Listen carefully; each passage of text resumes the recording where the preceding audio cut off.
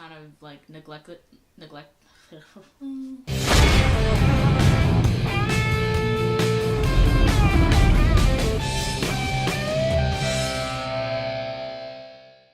Hey, what's up, you guys? I'm bad at intros, so we're just gonna get down into this. Basically, what I'm wanting to do is, I know that I haven't been like on here in a while, and I've just been focusing on my life because I graduated high school, I'm in a relationship, and I started college and everything, and I also got a job. So I haven't been posting on here in a long time, and I know that I've been like neglecting my YouTube channel and everything like that. Like I don't think I ever really meant it to be like this set thing. I know at first it's what I wanted, but it's more of turned into something that I want to do for fun. I'm wanting to start something. I kind of came up with it last night, and it's something that I really want to do. It's basically just going to document my journey as a trans man and everything, and I just want to talk about different topics and my experience with those topics. And they're kind of like trans vlogs, I guess, is what I'm going to call them, and this is kind of like the first one. So see how it goes. Today I want to cover dysphoria and my experiences with dysphoria. Now, the dictionary meaning of dysphoria is a state of unease or generalized dissatisfaction with life. That is the overall meaning of dysphoria. And dysphoria is very different for each individual, and people who are part of the LGBT community, not just people who are transgender, people from all walks of life can feel dysphoria, can feel different types of body dysphoria and everything, and it's just dissatisfaction with something about yourself or with your life. Now, when pertaining strictly to transgender people, whether you are a trans FTM, meaning trans female to male, or if you are a trans MTF, meaning transgender male to female, you can feel the same kinds of body dysphoria, but for different reasons. Like, you can have facial dysphoria, body dysphoria, top dysphoria, bottom dysphoria, voice dysphoria, hair dysphoria. There's different types of dysphoria that we feel, and just like how gender is a spectrum, the types of dysphoria that we as a community feel can also be seen as a spectrum. Now, an issue that has presented itself a lot that I've seen, mainly online, I've never seen it be addressed in person. It's mainly online in YouTube videos by other trans people, or even by some cis people, male or female, have tried to address this issue, and that is that you can be trans, but you don't have dysphoria.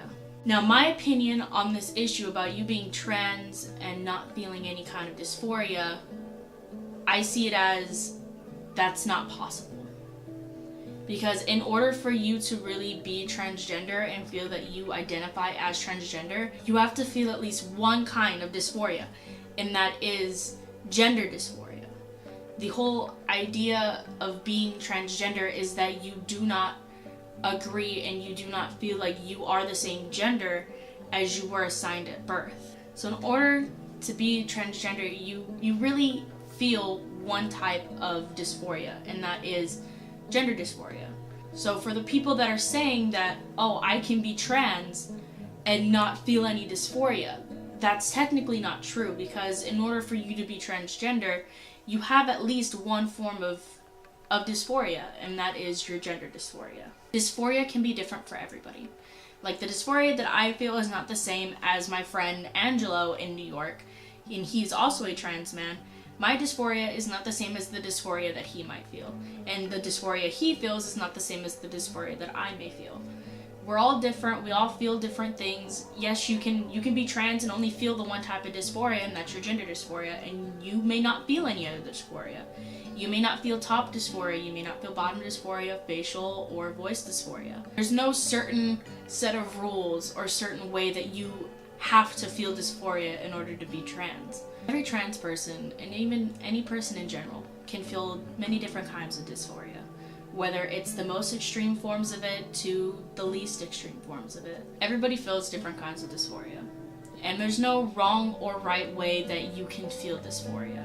And overall, we should just be supporting each other and helping each other what we can, instead of tearing each other down like I see all the time. Okay, now my own experiences with dysphoria. I have 5 different types of dysphoria. I have gender dysphoria, I have facial dysphoria, voice dysphoria, body dysphoria, and chest dysphoria. Now let me go into detail about what each one kind of means. First one is voice dysphoria.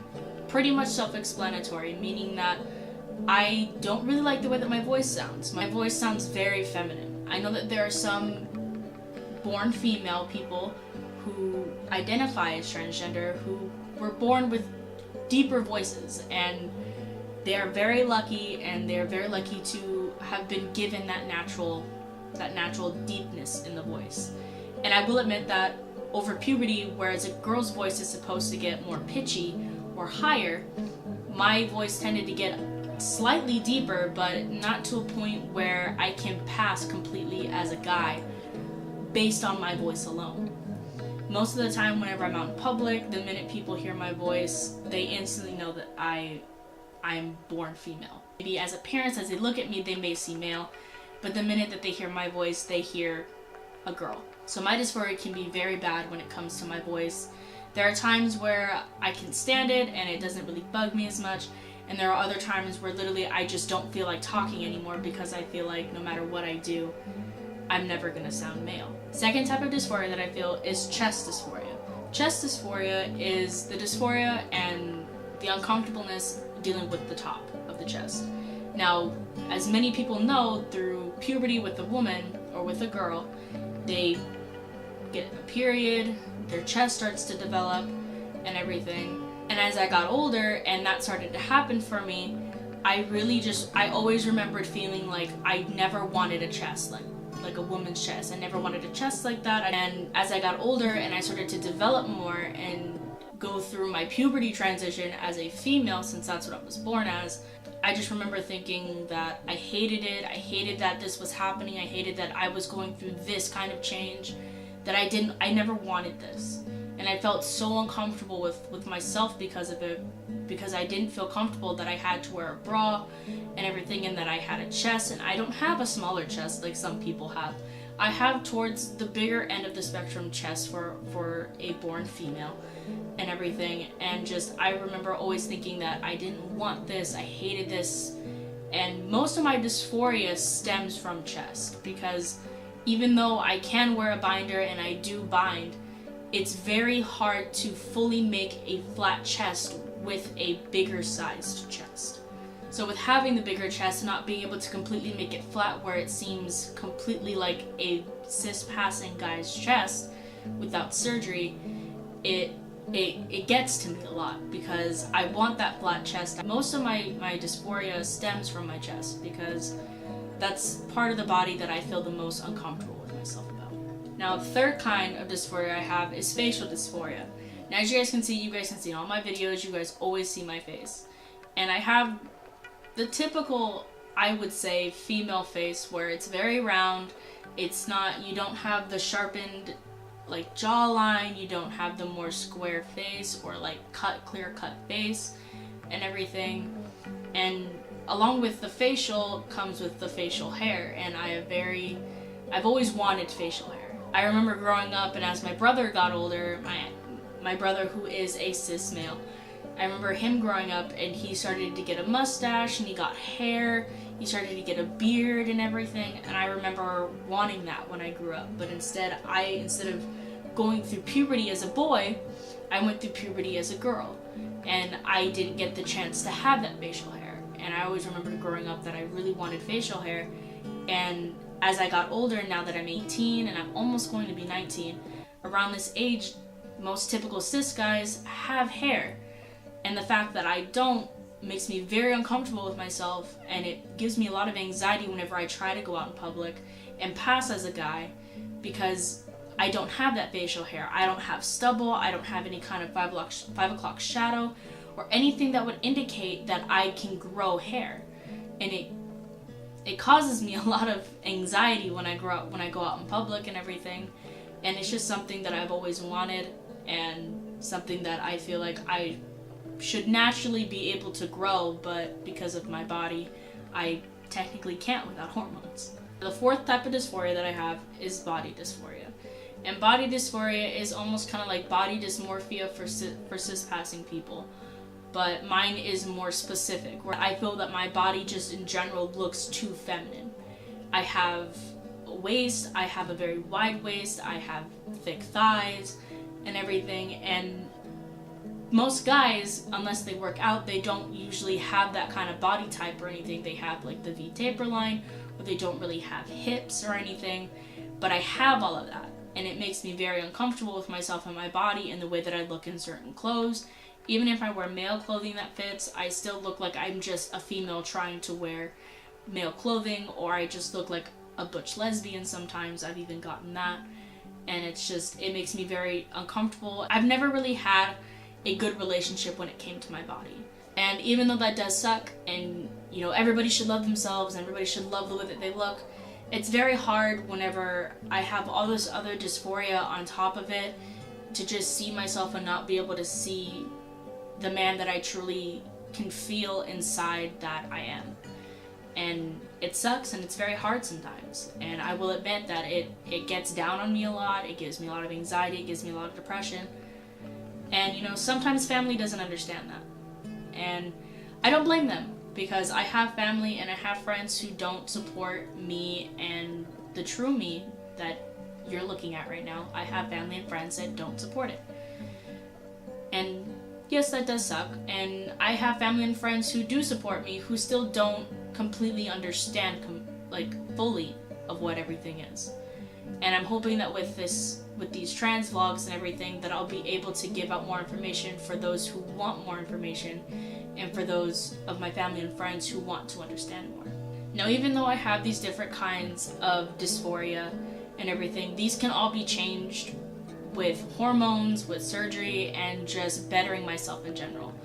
And you know, the typical thing, new year, new me, like I'm actually taking that into perspective, and I'm actually pushing that onto myself, meaning that I'm trying to eat better, to lose the weight. I'm hoping to be able to start paying for a gym membership so I can start pushing weight off and lose weight in a very healthy manner so that I can have the body type that I want to have. And with having a job, I'm hoping to be able to start top surgery and be able to start hormones so that I can start transitioning the way that I want to transition, at the speed and path that I want to transition, to fully be myself and be as happy as I possibly can be.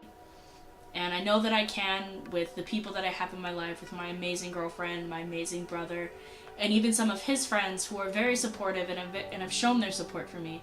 And to everybody out there, y'all know who you are. I love you guys from the bottom of my heart, and I thank you for everything you guys have done for me. So in conclusion to this whole trans vlog first episode, is that please keep in mind that dysphoria is different for everybody, and everybody feels different ways of dysphoria and different types, and they deal with it in very different ways. No one person is the same when it comes to dysphoria. So please try to keep that in mind, and please try to support each other as best that you can. Dysphoria can be relieved through hormone therapy and surgery. It just all depends on the person and how they feel and their body. The best person who knows your body is you. So make sure you're listening to your body when you're binding. If you're doing hormone therapy or you're thinking about doing surgery of any kind, be sure to listen to your body. Now, this vlog series doesn't have a set schedule. I haven't made a set schedule for it because I don't want to try to push it and try to push myself too much when I'm trying to look for topics and with my own experiences and my own journey. I'm pretty much just putting these out there for people who want to better understand the journey that a trans person goes through, and learning about different topics at the same time, pretty much. And sometimes some of these will be uploaded without an experience of my own, depending on what the topic is, or sometimes these will just be experiences from myself, whether it's whenever I start testosterone or whenever I get a date for surgery or anything like that. And sometimes it's not just going to be me sitting in a room. Sometimes it actually will be a vlog with me going out and everything. And maybe I'll have my girlfriend come in and talk to you guys about dating a trans guy and what that's like if she feels up to it. But I hope you guys enjoy this series. It's something that I feel really passionate about, and I hope that it can help people out there understand from a different perspective about trans people and what they go through. I'll see you guys in the next video. Keep on smiling and making the world a better place.